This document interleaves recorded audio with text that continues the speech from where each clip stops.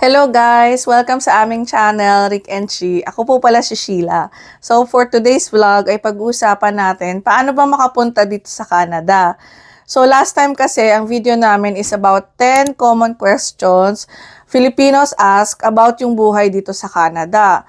So ngayon na parang nakapag-decide ka na, gusto ko rin pumunta ng Canada, no? So ang tanong, paano ba pumunta sa Canada? So ngayong 2025, marami pa ring paraan para makapunta dito sa Canada. So sa video na ito, iisa-isahin natin yung kung paano makapunta ng Canada na legit, updated, at realistic options para sa'yo. So ready ka na? Kaya tapusin mo tong video na to hanggang dulo ha. Tara, let's start! Yan guys, number 1 is express entry. So, ito yung pinakamabilis at pinaka-competitive na paraan para makapunta dito sa Canada para sa skilled workers. So, merong 3 programs. Yung Federal Skilled Worker Program, yung Federal Skilled Trade Program, at saka yung Canadian Experience Class Program. So, yung express entry guys is based sa ranking system.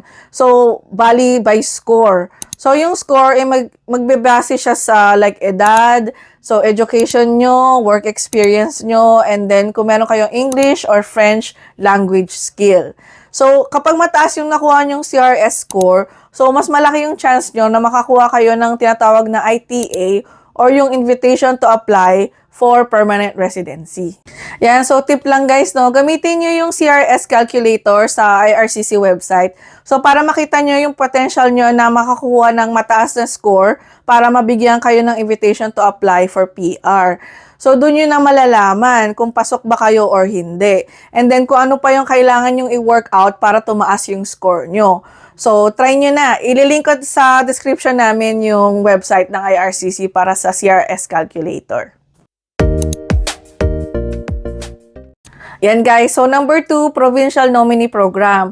So, kung meron kayong specific na province na gusto nyong puntahan, no, example, Alberta, Manitoba, o Ontario, so pwede kayong mag-apply under do sa Provincial Nominee Program nila. Yan. So, kung in demand yung work nyo doon sa province na gusto nyo, pwede nila kayong i-nominate. And then, pag na-nominate kayo ng province na gusto nyo, and then mas maganda yun kasi dadagdag yun sa CRS score nyo para sa application nyo ng express entry. Yan guys. So, number 3 naman, study permit. So, kung gusto nyo mag-aral, and at the same time, makapunta dito sa Canada, pwede naman yung student permit. And then eventually, pwede kayong permanent resident. Pero ngayon kasi is medyo mahigpit sila. Nilagyan na nila ng cap. So, may limit na lang. Pero pwede pa rin naman kayong mag-apply. Yan guys, basta make sure na pag nag-enroll kayo sa designated learning institution, yung designated learning institution no or yung school is approved ng Canadian government. Hindi yung gawa-gawa lang na school, di ba? Kasi the past year, marami nang nagkaroon ng problema na ganyan. So, kailangan legit talaga yung school na applyan nyo para wala kayong problema. Yun guys, and then halimbawa, nandito na kayo, pwede kayong mag-work part-time.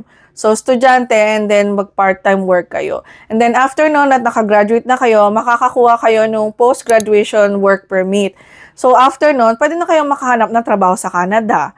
So, from there, open na yung PR pathway nyo. Yun guys, pang-apat is work permit. So, may dalawang klase ng work permit. Yung una is employer-specific work permit. So, ibig sabihin yan is kailangan meron kayong job offer at may LAMIA kayo, yung LMIA. Yan guys. And then yung pangalawa is open work permit.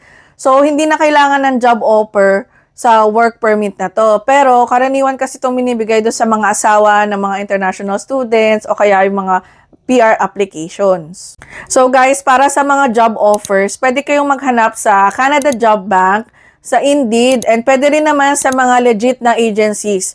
So para sigurado na legit yung agency, pumunta kayo sa POEA.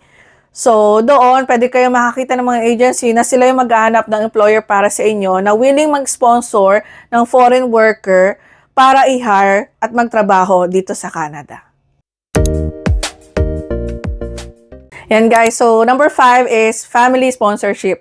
So kung meron kang magulang, anak, or asawa na Canadian citizen or permanent resident dito sa Canada, so pwede ka nilang i-sponsor.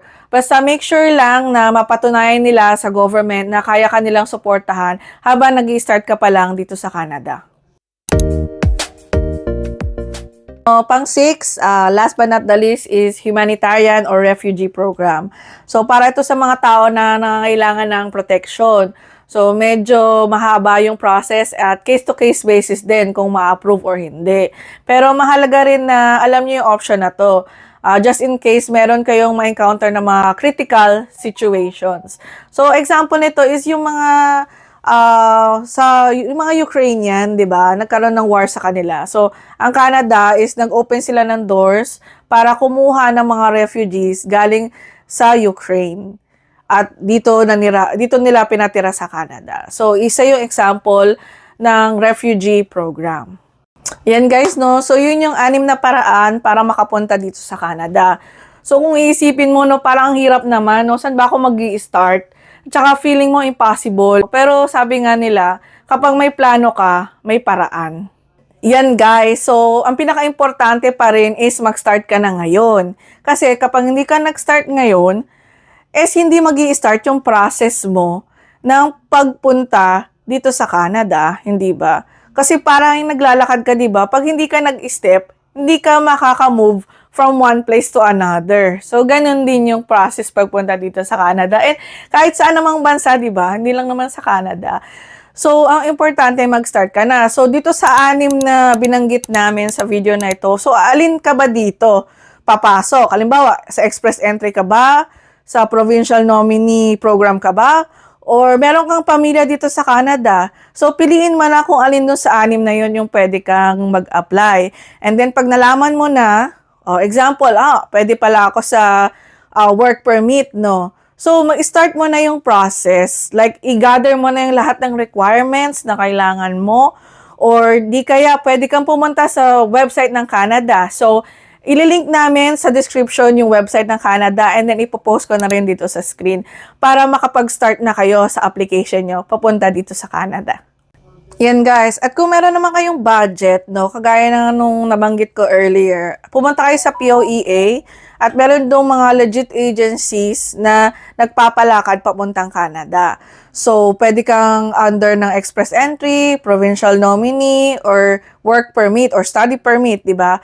Kung may budget ka bang mag-estudyante. So, nasa sayo na yon. Kung saan ba yung kaya mo dun ka mag-start. And then, pag-start mo, then sunod-sunod na yan, di ba? Sunod-sunod na yung process.